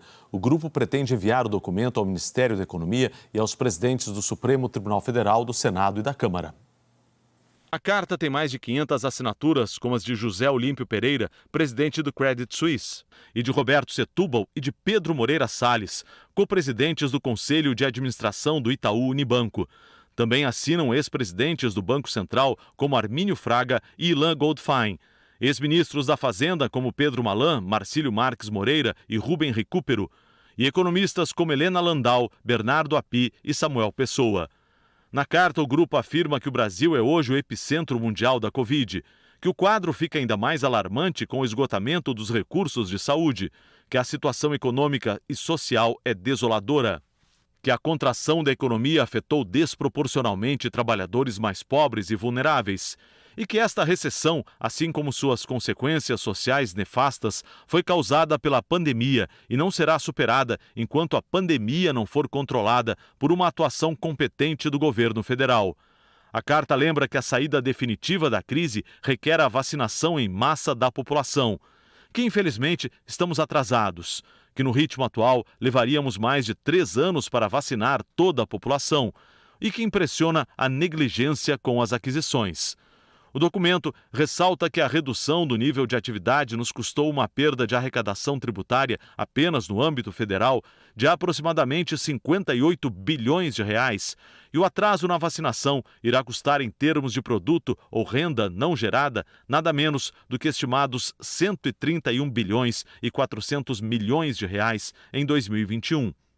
O documento frisa que a controvérsia em torno dos impactos econômicos do distanciamento social reflete o falso dilema entre salvar vidas e garantir o sustento da população vulnerável. Que a experiência mostrou que mesmo países que optaram inicialmente por evitar o lockdown terminaram por adotá-lo. Que não é razoável esperar a recuperação da atividade econômica em uma epidemia descontrolada. Que enquanto a pandemia perdurar, medidas como auxílio emergencial se fazem necessárias e também medidas de apoio às pequenas e médias empresas. O documento prossegue afirmando que estamos no limiar de uma fase explosiva da pandemia, que a partir de agora as políticas públicas sejam alicerçadas em dados, informações confiáveis e evidência científica. Não há mais tempo para perder em debates estéreis e notícias falsas. O documento lista medidas indispensáveis de combate à pandemia. Acelerar o ritmo da vacinação, incentivar o uso de máscaras, tanto com distribuição gratuita quanto com orientação educativa. Implementar medidas de distanciamento social no âmbito local com coordenação nacional, que incluem a proibição de aglomeração em locais públicos, o estímulo ao trabalho à distância, o fechamento de estabelecimentos comerciais, esportivos, entre outros, e, no limite, escolas e creches. E que a necessidade de adotar um lockdown nacional ou regional deveria ser avaliada. Criar mecanismo de coordenação do combate à pandemia em âmbito nacional, preferencialmente pelo Ministério da Saúde e, na sua ausência, por consórcio de governadores. Por fim, a carta afirma que líderes políticos com acesso à mídia e às redes, recursos de Estado e comandando a atenção fazem diferença para o bem e para o mal. Que o desdenho à ciência, o apelo a tratamentos sem evidência de eficácia, que o estímulo à aglomeração e o flerte com o movimento anti-vacina caracterizou a liderança política maior no país. Que essa postura reforça normas antissociais, dificulta a adesão da população a comportamentos responsáveis, amplia o número de infectados e de óbitos, aumenta custos que o país incorre. O documento encerra afirmando que o país tem pressa, que o país quer seriedade com a coisa pública, que o país está cansado de ideias fora do lugar, palavras inconsequentes, ações erradas ou tardias, e que o Brasil exige respeito. O presidente Jair Bolsonaro comemorou o aniversário de 66 anos e recebeu manifestações de apoio em algumas capitais. No discurso para um grupo de apoiadores em frente ao Palácio da Alvorada, em Brasília, atacou governadores que adotaram medidas restritivas no combate à pandemia. No Rio, os apoiadores se reuniram na porta do condomínio de Bolsonaro, na Barra da Tijuca. Muitos estavam sem máscara e gritavam palavras de apoio ao presidente. Um grupo com uniformes parecidos com os dos militares marchou pela Avenida Lúcio Costa. Mesmo sem identificação oficial, alguns manifestantes se disseram paraquedistas e veteranos. Em Brasília, os manifestantes se reuniram em frente ao Museu da República e depois saíram em carreata até perto do Palácio da Alvorada. Eles também gritavam palavras de ordem em apoio a Bolsonaro e contra as medidas de restrição adotadas por governadores para conter o coronavírus. Depois da carreata, um grupo de manifestantes seguiu até a área externa do palácio e se aglomerou junto do portão. O presidente Jair Bolsonaro atravessou o gramado e foi até eles, acompanhado da primeira-dama Michele, do ministro do GSI, general Heleno, e de seguranças. Todos chegaram de máscaras. Os apoiadores ficaram aglomerados durante todo o tempo. Muitos não usavam máscaras, desrespeitando as normas sanitárias de distanciamento social. Na hora de falar com os apoiadores, o presidente tirou a máscara. Sem citar nomes, criticou governadores e prefeitos pela adoção de medidas restritivas para combater a pandemia, a quem chamou de tiranetes. Depois disse aos apoiadores para que contem com o Exército. Disse em tom de ameaça. Estão esticando a corda. Faço qualquer coisa pelo meu povo. Esse qualquer coisa é o que está na nossa Constituição, nossa democracia e nosso direito de ir e vir. O número de mortes e de casos em estados que decretaram medidas de restrição bate recordes negativos consecutivos no pior momento da pandemia. E os governadores têm seguido a orientação de comitês científicos para diminuir a circulação de pessoas e, com isso, diminuir a transmissão do coronavírus. O presidente cortou o bolo e entregou o pedaço pela grade. Tirou selfies com apoiadores e depois se aproximou de alguns, provocando mais aglomerações. Ao final, a primeira-dama abraçou uma mulher sem máscara. Ela também tirou a proteção para falar. O Distrito Federal está com medidas restritivas para atividades econômicas e circulação de pessoas desde a primeira semana de março. O decreto proíbe aglomerações. A norma do DF prevê multa de R$20 mil para quem provocar aglomeração e de R$4 mil para quem descumprir protocolos sanitários, como, por exemplo, ficar sem máscara. Sobre a presença de um grupo que se disse paraquedista na manifestação no Rio, o Ministério da Defesa afirmou que não vai comentar e que não tem nenhuma ligação com ele. O Comando Militar do Leste informou que não há nenhuma relação da instituição com o evento citado, que o Exército Brasileiro não compactua com qualquer tipo de conduta ilícita por parte de seus integrantes e que repudia veementemente atitudes e comportamentos em conflito com a lei, com os valores militares e a ética castrense.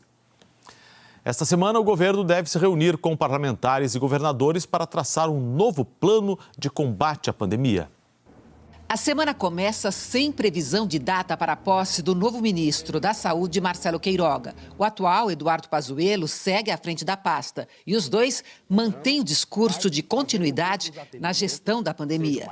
Já na Câmara dos Deputados, a comissão externa que acompanha as ações de combate à Covid se reúne amanhã, terça-feira, para discutir as novas variantes do coronavírus em circulação no país e o fornecimento de oxigênio a hospitais públicos e privados. E já está valendo a nova orientação do Ministério da Saúde para que estados e municípios usem de uma vez só as doses de vacina contra a Covid, sem reservar metade delas para a segunda dose.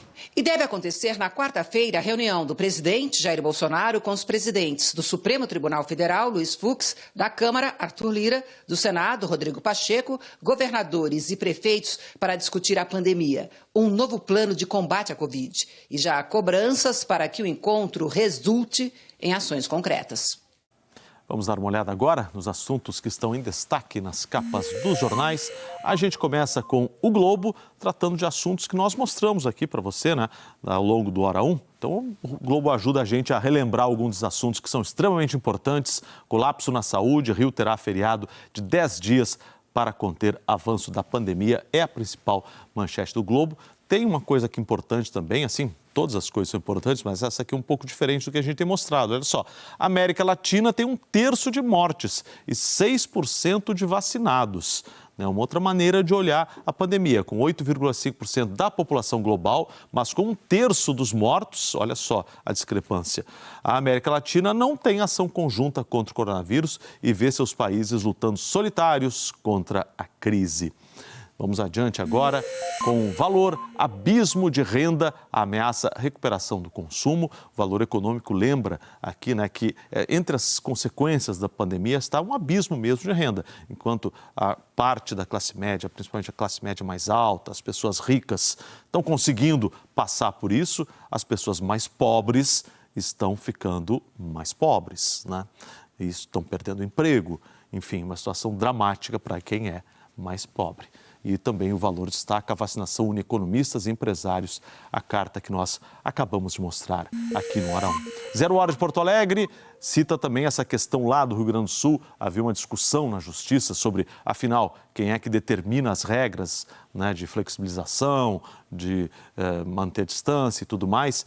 Com aval da Justiça, flexibilização de bandeiras e cogestão voltam a valer no Rio Grande do Sul. Nós tratamos disso também aqui logo no começo do Hora 1.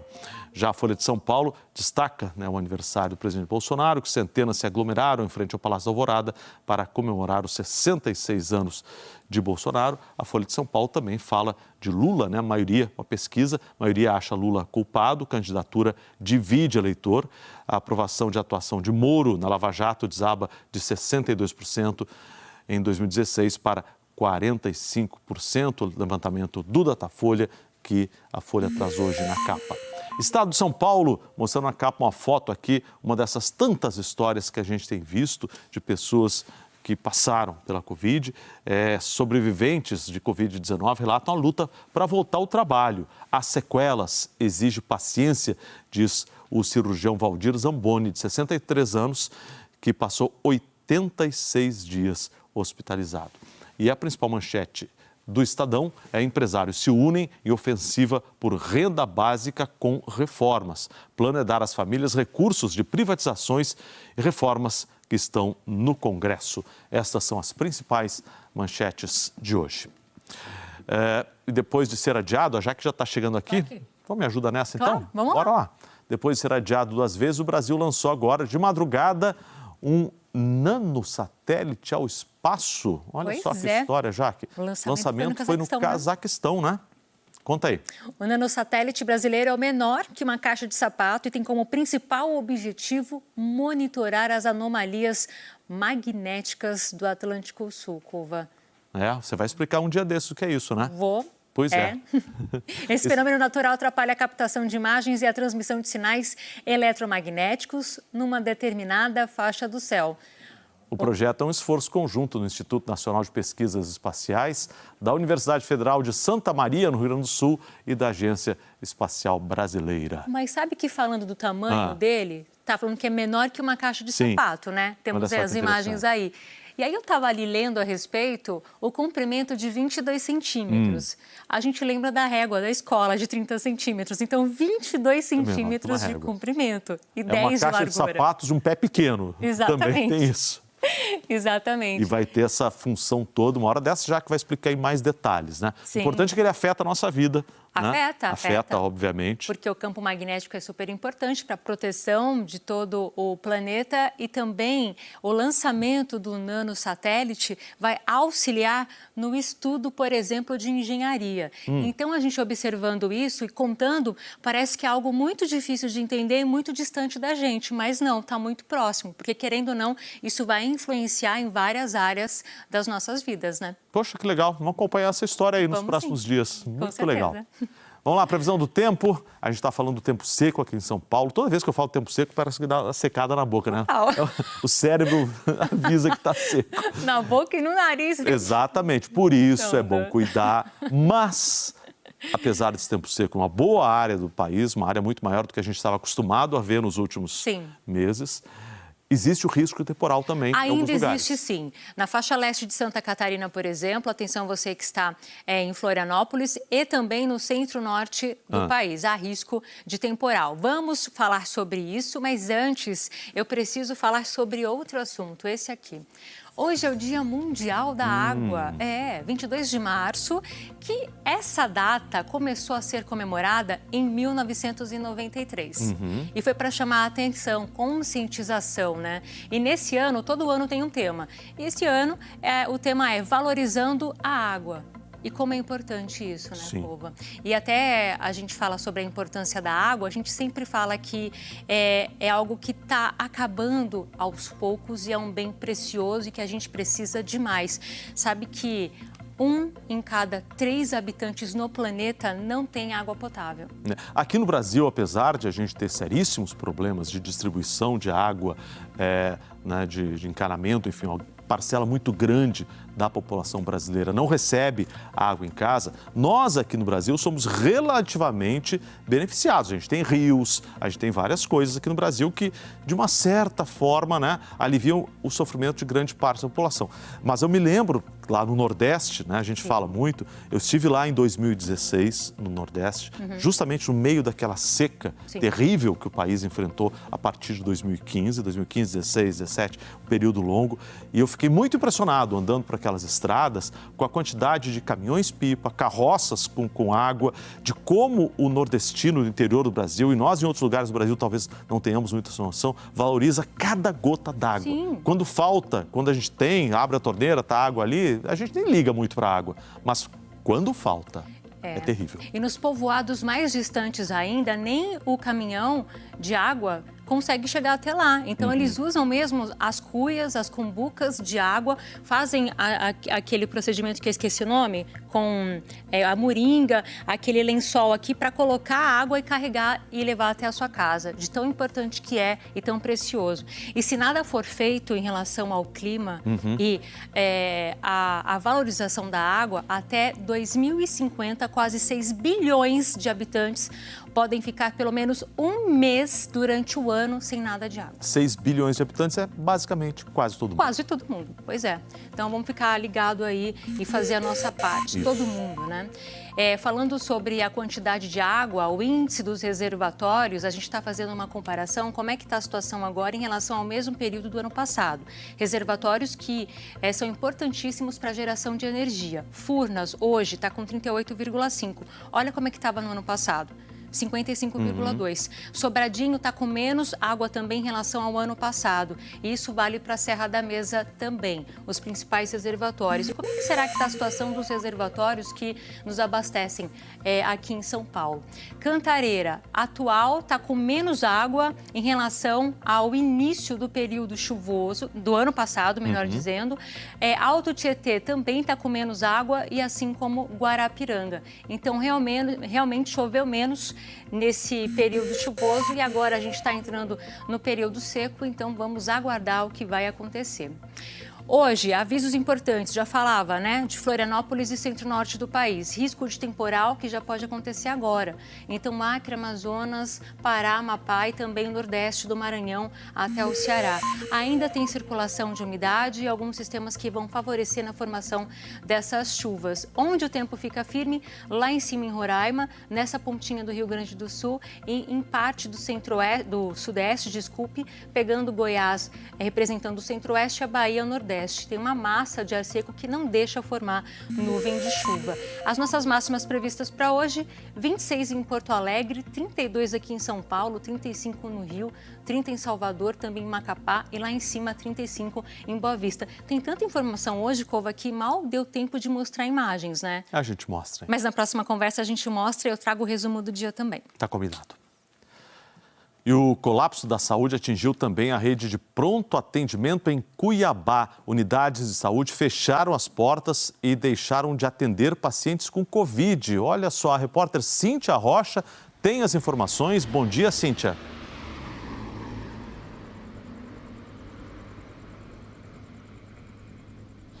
Oi, Kovalik, bom dia para você, bom dia a todos. A gente está aqui em frente à maior unidade de pronto atendimento da capital, que inclusive atende pacientes de cidades vizinhas. Por aqui, tudo fechado desde ontem. Ao todo, 5 unidades entre UPAs e policlínicas estão com atendimentos suspensos por causa da superlotação de pacientes com Covid-19. De acordo com a Prefeitura, todas essas unidades atingiram a capacidade máxima de lotação. Há 10 dias, o número de leitos aumentou, mas não foi o suficiente. A situação é grave em todo o estado. Há 13 dias, não há mais vagas de UTI. Segundo a Secretaria Estadual de Saúde, há pelo menos 178 pacientes em estado grave aguardando um leito público no Sistema Único de Saúde. E a superlotação se estende também para os hospitais particulares. Pelo menos 4 fecharam os prontos atendimentos por causa da grande procura de atendimento para a Covid-19. E a gente lembra que o governador de Mato Grosso, Mauro Mendes, do Democratas, enviou um projeto de lei para a Assembleia Legislativa para antecipar os feriados da Semana Santa e os do mês de maio, como forma de evitar, de frear a contaminação da Covid-19. Esse projeto deve ser apreciado hoje pelos deputados. Se aprovado, então serão 9 dias sem atividades a partir de quarta-feira. Kovalik. Obrigado pelas informações. Uma boa segunda-feira, uma boa semana. Até mais. Depois da grande crise no início deste ano, quando houve superlotação nos hospitais e pacientes morreram por falta de oxigênio, a situação está um pouco melhor em Manaus. Houve uma pequena queda no índice de ocupação das UTIs. Com base nesses números, o Amazonas mexeu nas restrições aplicadas por causa da pandemia. A gente vai ao vivo para lá, falar com a repórter Larissa Santiago. Bom dia, Larissa. Quais foram as mudanças que ocorreram por aí? Oi, Kovalik, bom dia para você, bom dia para você que acompanha o Arão. Pois é, houve um afrouxamento nas medidas de flexibilização aqui no estado do Amazonas. Os shoppings, por exemplo, vão poder ficar com as portas abertas por mais tempo. No domingo não, os centros de compras seguem fechados. As academias também tiveram uma ampliação no horário de funcionamento. Podem ficar com as portas abertas entre 6 da manhã e 8 da noite. Agora a novidade mesmo é que as escolas da rede particular vão poder receber os alunos do ensino fundamental 1 e 2, claro, com o limite de capacidade reduzido pela metade. Agora o toque de recolher se segue valendo entre 9 da noite e 6 da manhã. O estado do Amazonas, que está na faixa laranja, que representa um risco moderado de transmissão da Covid-19. A taxa de ocupação de leitos de UTI da rede pública está abaixo de 80%, o que possibilitou o estado do Amazonas a realização da Operação Gratidão, que recebe pacientes de outros estados da Covid-19, estados aqui da região norte como Rondônia e Acre. Kovalik, eu volto com você. Que bom que a situação por lá está um pouco melhor, né, gente? Tomara que continue, que seja uma tendência, que o Brasil inteiro torce. E que legal essa medida, né? Um agradecimento, já que o Brasil inteiro, vários estados se mobilizaram para ajudar o Amazonas, agora o Amazonas ajuda os outros estados. Muito bom. Até mais. No próximo bloco você vai ver aqui no Hora 1. Ministério da Saúde muda fornecimento de oxigênio para estados da região norte para evitar a falta.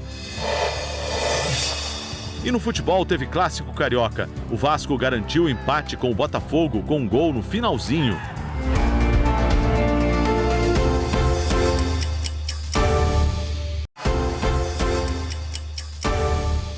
Às 5h39, pelo horário de Brasília, o Hora 1 está de volta e a gente vai direto e ao vivo lá para a Europa, porque ocorreram manifestações contra as restrições impostas para conter a pandemia da Covid-19. A gente vai conversar ao vivo com o nosso correspondente em Lisboa, o Leonardo Monteiro. Bom dia, Leonardo. Conta para a gente aí. Bom dia, Kovalik. Bom dia a todos. A maior parte dos protestos foi registrada em países aqui da União Europeia. O bloco tem sido fortemente criticado pela lentidão na campanha de vacinação. Na cidade de Kassel, no centro da Alemanha, mais de 20 mil pessoas foram às ruas para pedir o fim das restrições. A maioria estava sem máscara e não respeitava o distanciamento social. As forças de segurança tiveram que usar spray de pimenta quando um grupo tentou romper um cordão policial. Manifestação também em Viena, na Áustria, Kovalik. O grupo se reuniu perto da estação ferroviária. Alguns manifestantes carregavam placas pedindo a renúncia do primeiro-ministro. Na França, uma multidão violou as restrições para pular carnaval em Marsella. Mais de 6.500 pessoas participaram da folia. O grupo estava fantasiado, muitos sem máscara. A polícia só interveio no fim do dia. Marsella não faz parte das cidades que estão sob as novas medidas de restrição anunciadas pelo governo francês na última sexta-feira. Na região onde fica Paris, por exemplo, as pessoas podem sair, mas não devem se afastar mais de 10 quilômetros de casa. Também teve manifestação fora da União Europeia, Kovalik. Em Londres, um grupo contrário à quarentena marchou pelo centro da cidade, apesar dos alertas da polícia para que respeitassem o distanciamento social. Pelo menos 33 pessoas foram presas. Em Israel, milhares de pessoas foram às ruas neste final de semana para pedir a renúncia do primeiro-ministro Benjamin Netanyahu. Eles protestaram em frente à presidência oficial do premier, que é candidato à reeleição nas eleições de amanhã. O quarto pleito em menos de 2 anos. Netanyahu está no poder há 12 anos ininterruptos e é o premier mais longevo da história de Israel. E apesar da manifestação, uma das maiores dos últimos meses, e das acusações de corrupção, Netanyahu sai fortalecido pela agilidade na campanha de vacinação contra o novo coronavírus. Quase 60% da população israelense já recebeu pelo menos uma dose da vacina. E a gente termina o nosso giro aqui pela Europa, Kovalik, indo para a Austrália. A cidade de Sydney enfrenta a pior enchente dos últimos 60 anos. Milhares de pessoas estão tendo que deixar as casas. As chuvas dos últimos 3 dias aumentou o volume dos rios em Nova Gales do Sul, o estado mais populoso da Austrália. Cerca de 15 mil pessoas tiveram de deixar a costa norte do estado e cerca de 3 mil foram orientadas a fazer o mesmo na região oeste de Sydney. O governo decretou situação de desastre natural em algumas regiões do estado. A previsão é que as chuvas, infelizmente, continuem. Até agora, mais de 500 pessoas tiveram que ser resgatadas. Não há registro de mortes por enquanto. Kovalik. Obrigado, Leonardo. Realmente, quando esses desastres naturais ocorrem lá na Austrália, eles são terríveis, de um tamanho impressionante. Agora, Leonardo, apesar de todas essas notícias dramáticas que você trouxe para a gente, importantes, necessárias, porém dramáticas, eu só quero ressaltar e agradecer por você trazer essa bela imagem aí de Lisboa e principalmente dessas pedras portuguesas atrás de você, uma herança que nós aqui no Brasil e temos em várias cidades, aqui em São Paulo, na Zona Sul, no Copacabana, no Rio de Janeiro, uma bela de uma herança que nós recebemos dos portugueses. Obrigado também por trazer essa imagem, céu bonito, limpinho, sem uma nuvem, que dá um pouco de respiro em dias tão difíceis. Obrigado, hein? Até mais. E o Acre enfrenta um colapso na saúde. A taxa de ocupação dos leitos de UTI atingiu 99%. Foi preciso um mutirão para garantir oxigênio para todos os doentes internados. Neste sábado e domingo, todos os 22 municípios do estado cumpriram medidas mais restritivas. É o segundo fim de semana em que as atividades comerciais estão proibidas de funcionar com atendimento presencial somente por meio da modalidade delivery. Os postos de combustíveis só estão funcionando aos finais de semana das 8 às 10 da manhã para abastecer exclusivamente carros oficiais da Secretaria de Saúde e também da Secretaria de Segurança. Bares e restaurantes também estão fechados para o atendimento ao público, podendo também funcionar somente na modalidade delivery. Com um colapso no sistema de saúde, 3 pacientes do Instituto Nacional de Traumatologia, que é o maior hospital de campanha do estado, foram transferidos para Manaus. Médicos reclamam da sobrecarga de trabalho, da falta de insumos e medicamentos para atender pacientes na unidade de terapia intensiva. Em relação à oferta de oxigênios no setor, alegam também falta de cilindros para suprir a demanda nas unidades de saúde. O governo do estado nega a falta de medicamentos e de insumos e diz que, apesar das constantes hospitalizações, a Secretaria de Saúde mantém o estoque suficiente e já fez a compra de mais para a reposição. Quanto ao oxigênio, o estado informa que essa semana recebeu 60 cilindros enviados pelo Ministério da Saúde e aguarda mais 300. O Ministério da Saúde enviou resposta ao Ministério Público Federal informando que mudou o fluxo de abastecimento de oxigênio medicinal em Rondônia e também no Acre. A medida veio depois que o Ministério Público Federal fez um alerta sobre os riscos de desabastecimento no Acre a partir da próxima quarta-feira. O Ministério da Saúde informou que passará a fornecer 5.400 metros cúbicos de oxigênio por dia, incluindo os finais de semana. Neste último domingo, um boletim da Secretaria de Saúde do Estado informou que mais 171 casos de Covid-19 foram confirmados em todo o Acre e mais 5 mortes foram registradas também pela doença, chegando a 1.181 mortes em todo o estado. E no Pará, o governo prorrogou o lockdown que terminaria hoje em Belém, em outros 4 municípios da região metropolitana. Agora o bloqueio total vai até 29 de março, né? A medida afeta mais de 2 milhões de pessoas. Pelo decreto, só é permitido sair de casa para ir ao supermercado, ao banco, à farmácia e ao médico. A multa para quem desrespeita as regras é de R$ 150. Segundo a Secretaria de Saúde do Estado, a média de casos registrou alta de 59% em relação a 2 semanas e bateu recorde dos últimos 8 meses. Já são mais de 300 mil infectados. Jaqueline Brasil, de volta para o nosso resumo do dia. Vamos lá. Primeira semana do outono, hein? E olha como é que a gente vai começar a semana. Tempo seco, principalmente no sudeste, com pouca chuva. Isso porque a gente tem, aqui não está, mas eu conto para vocês, tem a ASAS, a alta subtropical do Atlântico Sul, que está funcionando como uma tampa, e ela impede qualquer passagem de frente fria. É por isso que na quinta-feira, uma frente fria ela vai se formar no sul, trazendo bastante chuva para a região, que é uma boa notícia em algumas áreas de Santa Catarina e também Rio Grande do Sul, só que essa frente fria não vai conseguir avançar para o sudeste nem para o centro-oeste, vai embora por causa dessa alta pressão. Chuva fica concentrada mais no norte do centro-oeste, em Mato Grosso, que também é uma boa notícia, em praticamente todo o norte e num pedaço do nordeste também, do Maranhão, Piauí e Ceará, basicamente o que está acontecendo hoje. Para a gente ter uma ideia, em Porto Alegre chove bastante amanhã, depois diminui e volta a chover muito na sexta por causa da frente fria. Já estou avançando, estou contando já o spoiler da semana toda. Claro. Em Manaus, amanhã chove, mas principalmente entre quarta e quinta-feira e depois segue diminuindo. Hoje, o que a gente encontra é essa situação. A massa de ar seco em parte do país, na Bahia, num pedaço do Goiás, Minas Gerais, Espírito Santo, Rio e aqui em São Paulo. Então, hoje teremos mais um dia quente, no meio da tarde, temperatura passando facilmente dos 30 graus, como aconteceu ontem, Cova. E a umidade relativa do ar caindo. Então, na semana passada, a gente já falou sobre isso. Quem tem problemas respiratórios, atenção. Coloque o balde de água no cantinho ali do quarto, da sala e muita hidratação, bebendo água e o soro no nariz, né?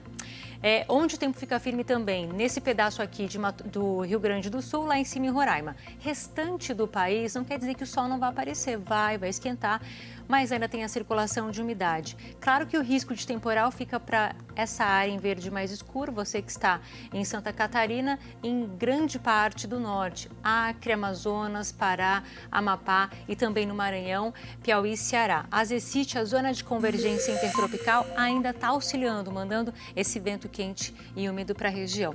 E vai fazer calor, então é um combustível também. Em várias capitais, a temperatura passando dos 30 graus, começando pelo Rio e Boa Vista, que são as capitais mais quentes de hoje, com 35, 34 em Campo Grande, 33 em Cuiabá, 32 aqui em São Paulo, quente também. Sim. 31 em Vitória, 30 em Salvador, lá em cima em São Luís e também em Natal, 31. Em Porto Alegre, 26 graus por causa da chuva que já estava presente nos últimos dias. Então, a temperatura caiu. Mas está mais frio até do que... E está chovendo lá. Pelo menos estava umas 2 horas quando a gente entrou ao vivo lá de Porto Alegre. Né? O Alfredo Pereira entrou ao vivo, estava chovendo. Estava chovendo. Tem essa previsão ainda de chuva nos próximos dias e vai apertar na quinta-feira por causa da chegada de mais uma frente fria. A semana, portanto, vai ser com sol e calor aqui em São Paulo. Hoje, máxima de 32 graus. Na terça-feira, quarta-feira também, durante toda a semana, variando de 31 a 32 graus e sem nada de chuva. Então, vai ser uma semana bem quente e seca aqui para São Paulo. Valendo para você que está no Rio de Janeiro também. Hoje, 35, amanhã cai um pouco para 33, depois sobe para 34 e aí vamos. A dica, além da água que eu falei para a gente beber, dá uma olhada na sua janela, porque a poluição vai aparecer, é fato, e teremos... amanhecer ou entardecer daquele jeito, bem outonal. E São Paulo, como é que tá? Direto da Zona Norte, Vila Nova Cachoeirinha. Tá vendo como é que tá o céu? Tá bem vermelho ali, né? Sim. Isso é um pouco da... É bonito, mas é um pouco da poluição. Sim. Pouco não, um pouco bastante. Né? Os raios solares refletindo aí na camada de poluição. Bonita essa imagem, mas tem poluição aí, gente. Saindo de São Paulo, direto para o Recife, com algumas nuvens, parecendo nuvens de chuva, mas com um pedaço de céu azul. E aí vamos para Salvador também. De um lado, um pouco mais escuro, do outro... Tá que nem aquela pizza, né? Meio a meio. Para finalizar, BH, com o céu limpinho, não chove aí hoje. Tá bonito aí. Bem bonito. Essa foi boa.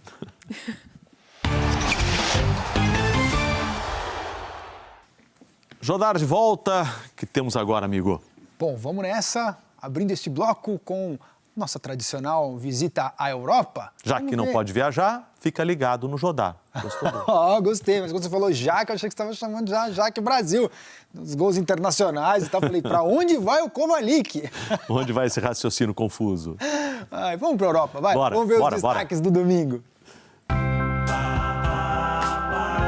Na Premier League, o Tottenham se recuperou da eliminação na Liga Europa no meio da semana com a ajuda dos brasileiros. O primeiro gol foi marcado pelo Carlos Vinícius, com assistência do Lucas Moura. Depois, o Kane fechou o placar. Sabe de Kane! 2-0 sobre o Aston Villa. Na Itália, encontro de Highlanders do futebol mundial.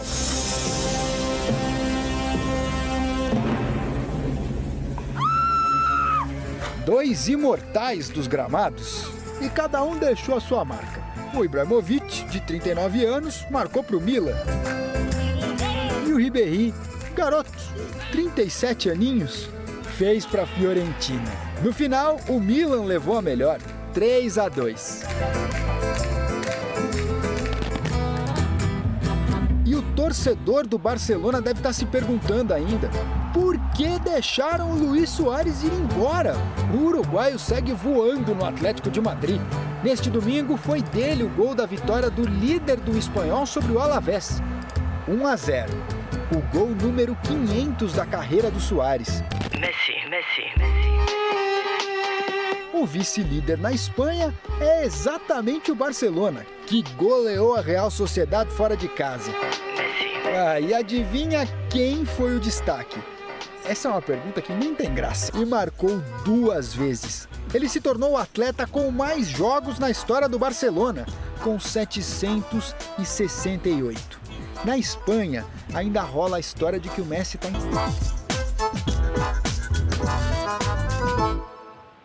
Imagina quando ficar satisfeito. Me vê 10. Eu só não vou colocar no gol porque ele é baixinho. De resto, me vê 10. Agora, Campeonato Carioca. Domingo de clássico em São Januário, com Vasco e Botafogo. Um duelo que, fora do estadual, a gente só vai ver na Série B do Brasileirão. Ficou tudo igual. Olha aí, o Vasco começou tomando o gol ou fazendo, não sei, tô na dúvida aqui, ó. Porque o Botafogo de branco... Pois é, tava confuso ali, porque... O cruzamento do Matheus Friso. O Botafogo tá com cara de Vasco. Mas aí o Zeca marcou o gol. Eu acho que as camisas confundiram ali o... Deve ser, confundiram pessoal, o Zeca, que vai para nossa escolinha do Arão, como vocês viram, por ter feito esse gol contra. Precisa de reforço. E com o Carlinhos, o Vasco empatou no finalzinho do jogo. Gente, vida dura para essas duas equipes. O Botafogo é o 5º colocado no Campeonato Carioca. O Vasco, o penúltimo, ainda não conseguiu vencer, Kovalik. Tá certo. No Rio Grande do Sul, o Internacional assumiu a liderança do estadual, batendo lanterna do campeonato. As informações aqui no Hora 1 com a repórter Paula Menezes. Olá, amigos do Hora 1. Novo Hamburgo e Inter se enfrentaram no Estádio do Vale em uma noite muito especial para os colorados, porque foi a estreia oficial do técnico espanhol Miguel Ángel Ramírez. E por enquanto ele tem feito testes aí com o elenco para achar o time. E aí ele colocou em campo na noite deste domingo o Thiago Galhardo no ataque. O Galhardo não começava uma partida desde o dia 10 de janeiro. E aí o Yuri Alberto foi para o banco de reservas. Agora o gol do Inter, o único gol da partida, veio na segunda etapa, com o Marcos Guilherme. Ele marcou e aí ganhou pontos com o novo chefe, o Miguel Ángel Ramírez. O Novo Hamburgo bem que tentou, colocou em campo, por exemplo, o Romarinho, que é filho de ninguém menos que o Romário, mas nada adiantou, o Novo Hamburgo não conseguiu uma reação e segue sem vencer no Campeonato Gaúcho até agora. Para o Inter, como eu disse, foi uma noite importante. O discurso dos jogadores e do próprio Ramírez é que eles estão aí buscando uma evolução nesse início de trabalho. Pessoal, volto com vocês no estúdio. Um bom dia para todo mundo. Bom dia. Bom dia, obrigado, Paula. E em Minas Gerais tivemos o complemento da 5ª rodada. Agora, por causa das novas restrições da onda roxa no estado, para tentar amenizar os efeitos da pandemia, o campeonato vai parar. Antes da pausa, teve América e Cruzeiro com vitória do Coelho. Olha aí, ó. Esse já é o gol, mas prestem atenção, hein? Será que o Joseph está impedido? A gente vai mostrar pelo outro ângulo. O Salvo Espínola, na central do apito, disse que o gol foi irregular. Tive essa sensação também. Pois é, não, eu também tenho essa sensação. O problema é que bateu tanta gente ali antes de teve o desvio. No pé dele que complicou um pouco a decisão. Aí teve esse lance de pênalti no finalzinho do jogo. O Eduardo Brock perdeu a bola, derrubou o Léo Passos na área. O Brock até foi expulso e o Léo Passos bateu e acertou. Na bola que estava ali do lado. Não acho que fosse a ideia, mas tá aí, ó. Que coisa, hein? O importante pro América é que veio a vitória. O América vice-líder do campeonato e o Cruzeiro é o 5º colocado. Nosso assunto agora é a Libertadores Feminina. Terminou ontem a edição 2020 da competição e com mais um título brasileiro, dessa vez para a Ferroviária. A gente começa mostrando a decisão do 3º lugar, que ficou com o Corinthians. Que campanha vinha fazendo o Corinthians, tanto que terminou aí com um 4-0 nessa disputa de 3º lugar. O primeiro gol de pênalti foi da Magá, depois a Vitória Albuquerque fez o segundo, o terceiro da Juliette. Bonito, né? Opa. E o quarto, E agora? mais um da Vitória Albuquerque. 4-0 para o Corinthians em cima da Universidade de Chile. Na campanha, Kovalik, em 6 jogos o Corinthians marcou 39 gols. Que coisa, hein? Impressionante. E aí, ai, gente, que vacilo da Tapia. Vai para nossa escolinha do Arão, tá de reforço. Gol da Sochor. Ferroviária 1, América de Cali 0. Tudo bem, acontece. Bora, vamos jogar. Vamos lá. Pra cima. Pênalti pro time colombiano aí, cometido pela Yasmin na Robledo. E a paradinha matou ali, né? A Robledo colocou pra dentro. E aí, outro pênalti, agora pra Ferroviária. O campo derrubou a Lurdinha e a Aline Milene fez o gol que deu o título à Ferroviária de Araraquara. Segundo título da Libertadores Feminina para a Ferroviária, e em 12 edições do torneio foram 9 títulos brasileiros. 2 da Ferroviária, 2 do Corinthians, 2 do Santos e 3 do São José de São Paulo. Então, parabéns aí às mulheres de Araraquara levantando mais um troféu. É um título delas, mas de todos nós é legal ver o futebol brasileiro feminino brilhando em campeonatos internacionais. Isso, e como investimento ali compensa, né? Olha a felicidade das meninas. Muito legal. Parabéns, meninas. Parabéns. Gente, o Arão fica por aqui, mas... Para você rever tudo que a gente mostrou aqui no Arão, passa lá no Globoplay, porque Jodar, a semana tá só começando. Tá só começando e que seja uma semana de notícias melhores para todos nós, né? Se Deus quiser, traremos essa semana notícias melhores. E para encerrar o Araúm, aquela imagem do dia começando, para iluminar a sua semana, uma semana começando.